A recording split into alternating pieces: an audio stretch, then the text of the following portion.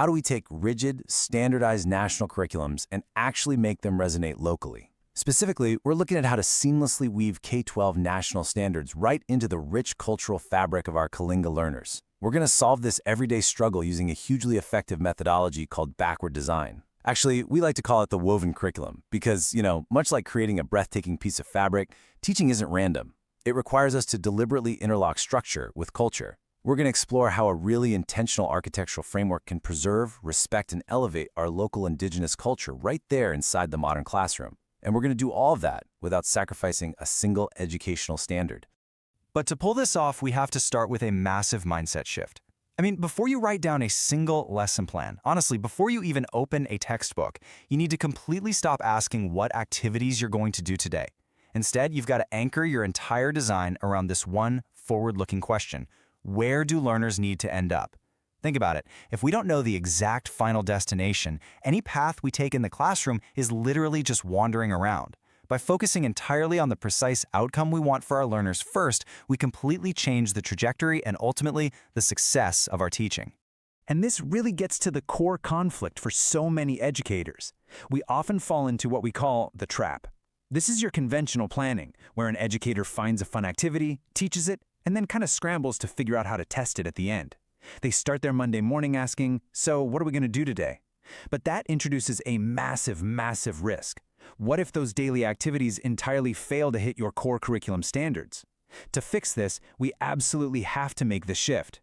We move completely away from those untethered daily activities and shift toward outcome-based planning.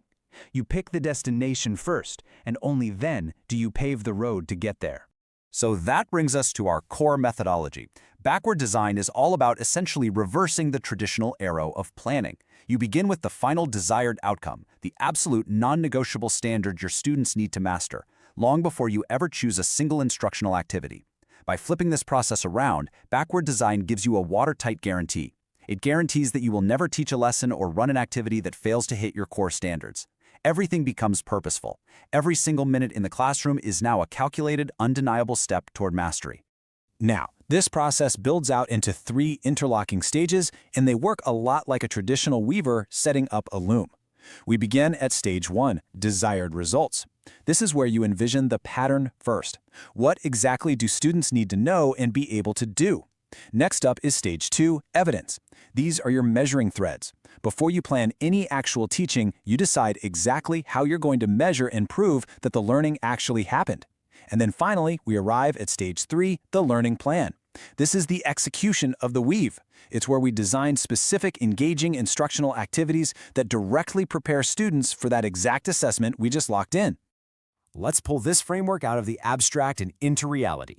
We can take a standard concept, say grade 7 mathematics, specifically ratio and proportion, and pull it directly into a localized Kalinga context. So starting with stage 1, we establish the broad K-12 competency, understanding ratios. That's our desired result. But here's the real challenge. How do we make a 7th grader in a Kalinga classroom actually care about mathematical proportions? Well, we localize the assessment. We make it matter to their daily life. Which leads us straight into stage 2, determining our evidence. Let's ditch the dry, abstract textbook quizzes that feel completely disconnected from reality. Instead, our evidence of learning can be rooted in exact, real-world community contexts. Imagine assessing a student's grasp of proportion by having them calculate the exact fair shares for a communal heirloom rice harvest. Or, while standard math problems might talk about mixing paint for suburban house walls, in a Kalinga classroom, we can totally contextualize this. We can have students measure the precise ratios of natural pigments and plant-based dyes used in traditional crafts. These aren't just math problems. They are tangible community realities that matter directly to the students and their families. And we can go even deeper into that cultural heritage. This is where it gets really incredible. Let's look at the ultimate localized assessment, the Genomet application.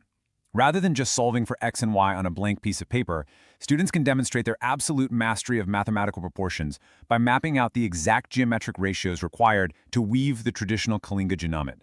The Genomet is this incredibly intricate, beautiful, and deeply mathematical work of art. By designing Stage 3 learning activities that build the proportional reasoning skills required to understand these specific, local weaving patterns, the standard math curriculum literally comes alive. Of course, none of this works without curriculum alignment. When your objectives, your assessments, and your activities don't support one another, well, it's just like tangled, unworkable threads. It leads to misaligned lessons, untaught objectives, and ultimately totally confused learners. But true curriculum alignment? It's exactly like the threads of the geomet, creating a beautiful, unified geometric pattern. In an aligned lesson, your objectives strictly dictate your assessments, and your assessments strictly dictate your daily activities. Everything is unified, pulling in the exact same direction. To achieve this beautiful alignment, we've got to unpack those broad national standards. Think of a broad K-12 competency like a single beam of white light hitting a prism. As it passes through, it fractures into specific, manageable, bite-sized objectives for your classroom. For our math lesson, that looks like a very logical sequence. First, we define ratios strictly in the context of local Kalinga resources. Second, we simplify those ratios using tangible examples like that heirloom rice harvest or the vivid threads of the Genomot. And third, we move on to solving direct proportions. This unpacking ensures we never overwhelm the student, while guaranteeing every single step is building toward that final goal. Ultimately, an aligned lesson can't just live on a piece of paper. It has to reach the mind and heart of the student. Because let's face it, there is often a massive chasm between a standard K-12 national curriculum and the actual lived realities of Kalinga learners. So it's the educator's job to build what we call the contextualization bridge. You span this gap using two massive pillars. First, the mother tongue, grounding these abstract, sometimes intimidating concepts in the very language the students dream in. And second, community context, translating academic subjects into lived realities using our authentic examples of rice sharing, pigment mixing, and traditional weaving. When structure and culture come together, they create a beautifully unified educational experience. Backward design guarantees clear expectations, while localization ensures deep, authentic engagement. As we wrap up this explainer, I want to leave you with a final thought, a real litmus test to apply to your own woven curriculum. The next time you sit down to write a lesson plan, look at your primary objective.